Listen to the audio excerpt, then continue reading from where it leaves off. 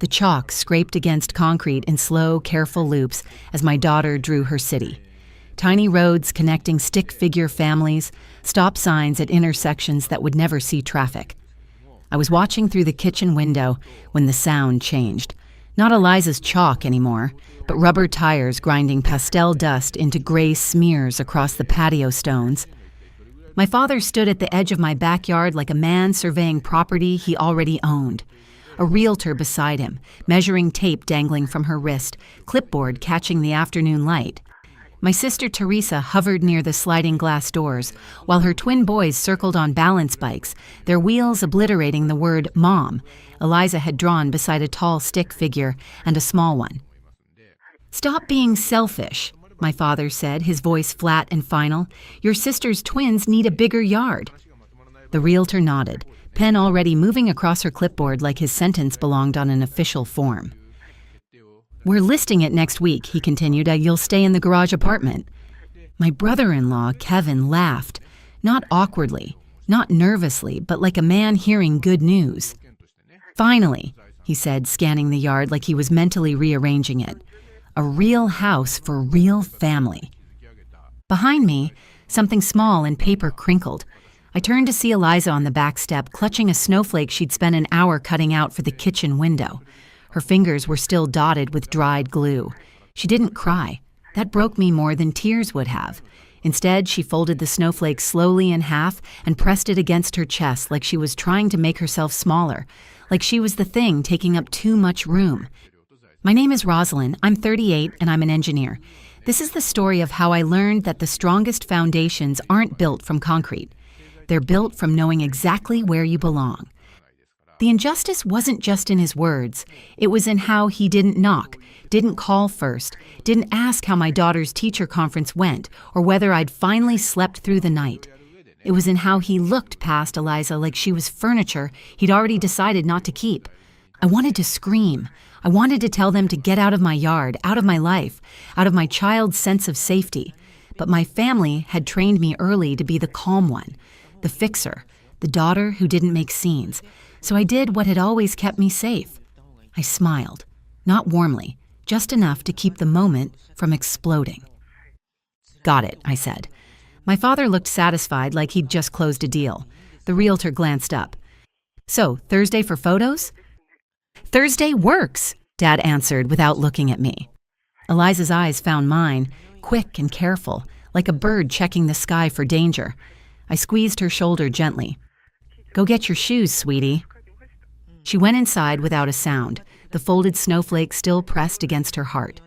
What my father didn't know, what none of them knew, was that this house wasn't theirs to give away. And the woman whose name was on the deed had just sent me a message from beyond their reach. "I need to tell you how we got here, because the backyard wasn't where this started. It was just where everything finally broke open." 2 years earlier, my husband died in a car accident on a rainy highway. No dramatic goodbye, no warning, just gone. Around the same time, Grandma Ruth had her fall and moved into assisted living. After my husband's death, Eliza and I became all each other had. She was 8, adopted when she was 3, something my parents liked to forget. They never said it outright, but they treated her like she was temporary. Family photos where she was asked to take the picture. Birthday parties where she got a generic card while the twins tore through layers of wrapping paper. My mother called her that sweet little girl, not her name, never her name. My father liked to say things like, "She's lucky you took her in," like Eliza had been a stray. And through all of it, I kept showing up, because I was also the family wallet. That started long before Eliza. When I got my first real promotion, Dad needed help with property taxes. When Teresa got married, my parents needed help covering the venue deposit. When Teresa decided she wanted kids, suddenly there were fertility appointments they couldn't finance. I didn't call it exploitation. I called it responsibility. A few hundred here, a few thousand there. A temporary loan that never came back. A credit card I paid off because it was hurting Dad's score. A contractor deposit I covered for now. One night that summer, I finally did the math. I'd funneled more than $20,000 into my parents' and sisters' lives in less than a year. And through all of it, my daughter was treated like a guest who'd overstayed her welcome. But there was something else that made the backyard scene uglier. This house wasn't just any house. It was my grandmother's, Ruth's. She was the only one who ever looked at Eliza like she fully belonged. She learned her favorite cereal, kept extra markers just for her, taped Eliza's drawings to the fridge like they mattered. When she moved into assisted living, Dad had swooped in with paperwork and authority, power of attorney, all under the banner of helping. He convinced her to let me and Eliza live here temporarily because he didn't want strangers renting it. I paid the bills, I fixed the roof leak, I replaced the water heater, I kept the garden alive because Grandma loved it. Dad still called it the family house, which really meant their house. That afternoon, Teresa's twins rode straight through Eliza's chalk drawings. One glanced back and said, "Oops," like it was funny. Kevin shrugged. "We'll redo all this anyway." Eliza's drawing was a tiny city, roads, stop signs, stick figures holding hands. She'd drawn one tall figure and one small one and labeled them me and Mom. The bike tire smeared the word Mom into a gray streak. Eliza didn't say a word. She just picked up her snowflake and set it on the kitchen counter like she didn't know where to put herself. I should have known then that if I didn't stop this, I'd spend the rest of my life watching my child learn that love was conditional and space was something you had to earn. That night after they left, I did exactly what I said I would. I started packing. I pulled boxes out of the garage apartment, the one Dad was so eager to assign me like a punishment. I filled one with Eliza's books, one with kitchen items, one with her framed school photo. Eliza sat on the rug with her stuffed rabbit, watching me tape boxes shut. Finally, very softly, she asked, "Did I do something wrong?" That sentence felt like someone pressing a thumb into a bruise. "No," I told her, "you didn't." "Are we getting kicked out?" I didn't lie. "We're not staying where we're not wanted." She nodded like she understood more than an 8-year-old should. Then she went to her room and started packing a backpack. She already knew how to leave. Around 10:40 p.m., my phone buzzed. Unknown number, one text. "Don't leave, check the basement. Grandma." Later, I'd learned that one of the nurses had helped Grandma send it. She'd insisted, and when Ruth insisted, people listened. My heart started pounding too loud for the quiet house. Grandma didn't text. She hated phones, said buttons were too small, and messages felt like whispering through walls. If she needed me, she called. This felt urgent. This felt hidden. For 30 seconds, I just stared at my phone, the screen going dark, then lighting up again like it was breathing with me. I set it face down on the counter and listened. The house was too quiet, the kind of quiet that makes every sound inside your head feel louder. Down the hall, I could hear Eliza's dresser drawer opening and closing softly. She was packing without being told what to take. That realization made my stomach twist. I grabbed the flashlight from the kitchen drawer and headed for the basement door. It stuck like it always did, the old wood creaking as I pulled it open. Each step complained under my weight as I descended. The basement smelled like concrete and dust and old paint, a place meant to store things, not secrets. The freezer hummed in the corner. It wasn't even in use. Dad insisted it stay plugged in, said it was good to have options. I'd always thought that was strange, but not strange enough to question. Now my gaze locked on it like it was alive. I moved toward the back wall and froze. The paint behind the freezer was a slightly different shade. Not obvious, not unless you were looking for it. My heart started racing. I crouched, ran my hand along the baseboard, and felt it. An uneven seam, a panel. My fingers slipped into the gap and pulled. It came away easily, too easily. Behind it was a narrow cavity between the studs. My breath caught as I reached inside and touched cold metal, a lockbox and a thick envelope wrapped in plastic. The envelope had my name written across the front in careful cursive, Rosalind. Not to the family, not for my son, just me. I carried everything upstairs like it might break and set it on the kitchen table. I needed a moment to breathe, to remind myself this was real. Then I broke the seal. The letter was on top. Grandma Ruth didn't waste words. "Rosalind, if you're reading this, your father has tried to take the house from you. I'm sorry, I told him no. He didn't listen." My chest tightened. "This home is not a prize for whoever yells the loudest. It's yours. You kept it alive. You kept me alive. You kept that little girl alive when no one else bothered to learn her heart." Tears blurred the page. But I kept reading. I changed the trust. I recorded it. Your father is no longer the trustee. You are. He will try to rush you. He will try to scare you. Don't let him. Call the attorney inside. And Rosalind, and check the lockbox. You deserve to know what he's been doing with my money. Love, Grandma Ruth. I read it twice, then a third time. My hands shook as I opened the folder beneath the letter. Documents slid out. Legal, official, stamped. A trust amendment naming me as trustee. A recorded deed transfer already filed, already official.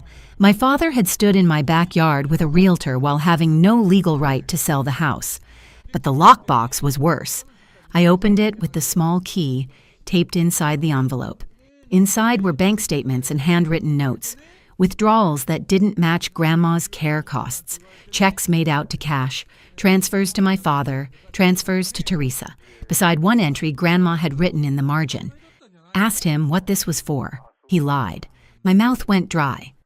This wasn't just greed. This was unauthorized withdrawals. This was taking advantage of an elderly woman while she sat in assisted living, trusting her son to protect her. Suddenly, everything clicked. The urgency, the backyard ambush, the way Dad had already planned my displacement. They weren't just entitled, they were desperate. They needed the house sale to cover what they'd taken. I went down the hall and checked on Eliza. She was asleep on top of her blanket, her backpack still open beside her bed, like she'd fallen asleep mid-escape. Her stuffed rabbit was tucked under her chin. Something settled in my chest. Not rage, clarity. I wasn't going to argue. I wasn't going to beg. I was going to draw one clean boundary that didn't need permission.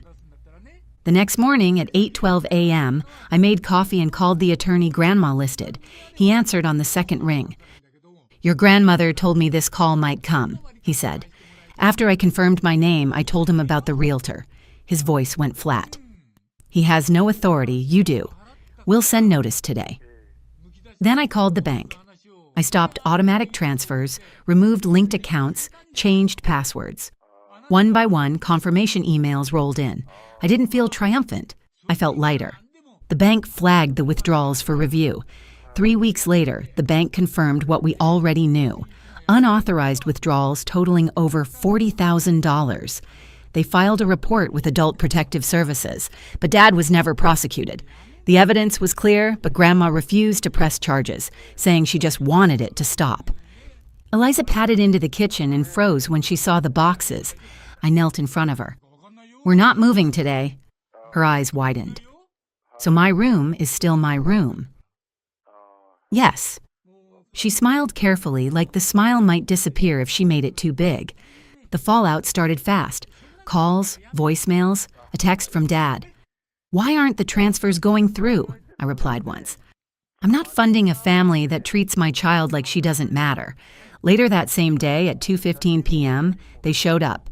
No warning. Dad marched up the steps, Teresa and Kevin following. You came to your senses, Dad said, seeing the boxes.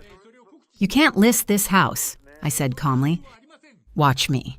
I held up the folder. Grandma changed the trust. I'm the trustee. The house isn't for sale. Their faces shifted through disbelief, confusion, then something uglier. Dad's jaw tightened. She wouldn't do that. She did. Teresa's voice cracked. This is insane. She's confused. She's sharp as ever, I interrupted, and she knows exactly what you've been doing with her money. Kevin stepped forward. Real family needs space. You can't just... That's when Eliza appeared behind me, barefoot, rabbit in hand. Kevin smiled at her, a patronizing curve of his mouth. Looks like you'll have a cool little apartment soon. My father still didn't look at her. Not once. I stepped back and closed the door. I locked it. Outside, voices rose, angry, pleading, threatening. Inside, Eliza tugged my shirt. Are they mad? Yes. Are we okay? I looked at her and told the truth. We are okay.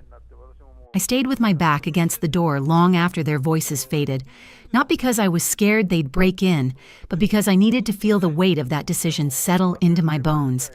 For the first time in my life, I hadn't explained myself. I hadn't softened the blow. I hadn't negotiated my own boundaries into something easier for them to swallow. I'd simply said no.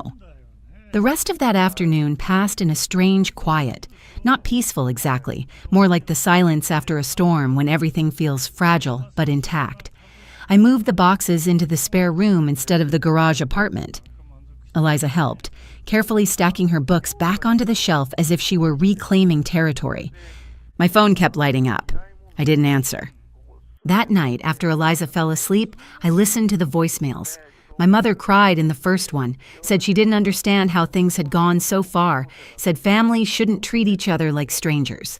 My sister left 2 messages, one angry, one trembling, both carefully avoiding my daughter's name. Dad left the last voicemail. "You've humiliated me. You think you're protecting that child, but you're tearing this family apart. You'll regret this." I saved it. Not for revenge, for documentation. The next few days were a blur of emails and paperwork.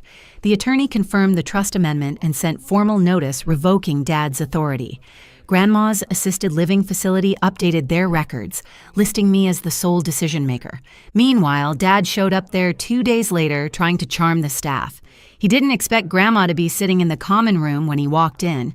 I wasn't there, but the nurse who'd helped with the text told me about it later. Grandma looked right at him, loud enough for everyone to hear, and said, "I know what you did." He didn't argue. He left. Teresa came after that, crying, trying to hug Grandma. Grandma didn't move. "You wanted the house," she told her. "You didn't want the people in it." Kevin never showed. When the money stopped, everything collapsed faster than I expected. Teresa called a week later saying they might lose their rental. She didn't apologize to Eliza. She just said, "You have to help." "I don't," I said. She accused me of letting her kids suffer. "I'm not your backup bank," I replied and hung up. They moved in with my parents 2 months later. I heard through a mutual acquaintance. The rental they'd wanted my house to fund apparently wasn't as essential as they'd claimed. Dad tried showing up at my job. He'd always known where I worked. He used to brag about his engineer daughter to his friends. Security walked him out. That was the last time I saw him in person. He never apologized, never acknowledged what he'd done. He simply stopped existing in my life, which was exactly what I needed. Something shifted in Eliza over the next few weeks, subtle at first. She stopped flinching when my phone buzzed. She taped her drawings back on the fridge without asking. One afternoon, she asked if she could repaint the birdhouse in the backyard.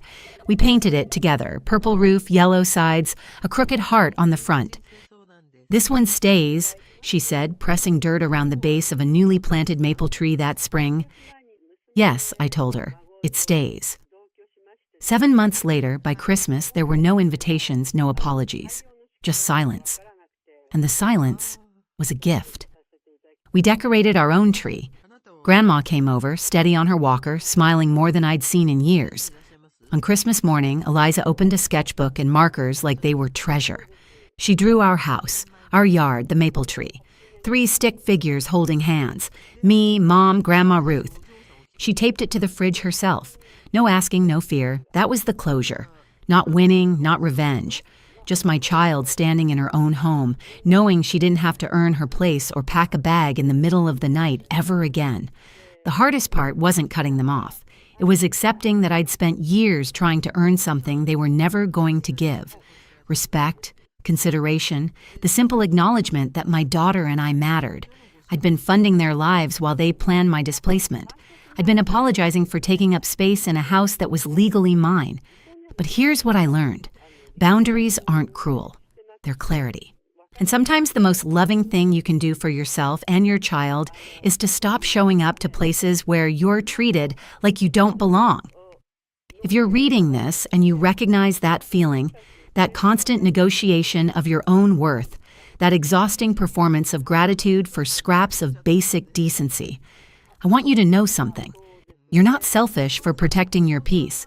You're not heartless for refusing to fund people who treat you like an ATM with a pulse. And if you have a child watching you navigate this, they're learning something crucial.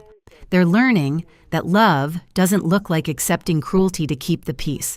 They're learning that home isn't where you're tolerated. It's where you're chosen. That chalk drawing Eliza made is still faint on the patio stones, protected by the overhang. Sometimes I catch her standing there, just looking at it. Last week, she added something new, a small purple birdhouse carefully outlined in blue chalk. "That's ours," she said, not asking, just stating. "Yes," I told her, "that's ours." Before you go, here's a quick bonus for sticking around. If you love learning and growing like I do, you need to try audiobooks. I've got an exclusive deal with Audible. Your first month is completely free. That's access to over 500,000 titles. Zero cost to you. All the details are waiting in the description. Don't miss this one.